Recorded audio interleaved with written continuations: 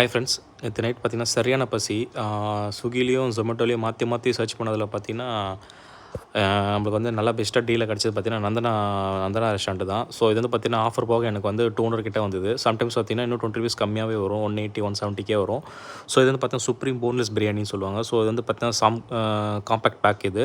So இதோட பெருசு ஒன்று இருக்குது. அது வந்து இன்னொரு 80 ரூபீஸ் எக்ஸ்ட்ரா வரும். 280 பே பண்ணுற மாதிரி இருக்கும்.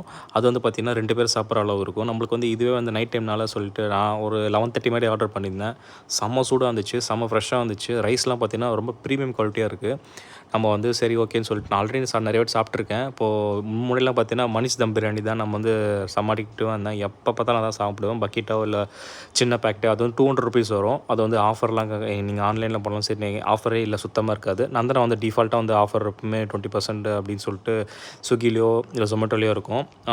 பீசஸ்லாம் வந்து கொஞ்சம் ஸ்பைஸியாக இருக்கும். நீங்கள் வந்து ஸோ ஒரு நான் வந்து மோஸ்ட்லி வந்து நைட்டில் வந்து அவாய்ட் பண்ணிவிடுவேன் பிரியாணி. பட்னா பார்த்தீங்கன்னா 11:30லாம் சாப்பிட்டதே இல்லை ரொம்ப ரொம்ப முன்னாடிலாம். இப்போ வந்து பார்த்தீங்கன்னா ரொம்ப கிரேவிங்ஸாக இருந்துச்சு. அது இல்லாமல் இந்த நந்தனா வந்து ரீசெண்ட் அடிக்ட் ஆகிடுச்சு. ஸோ எப்போவுமே ஆர்டர் பண்ணி சாப்பிட்டுட்ருக்கேன். அவங்க குவாலிட்டி வைஸும் பார்த்தீங்கன்னா சிக்கன்லாம் ரொம்பவே நல்லா தான் இருந்துச்சு. ஸோ வந்து மற்ற இது கடை ட்ரை பண்ணுற பதிலாக நம்ம வந்து இது ட்ரை பண்ணி பார்க்கலாம்.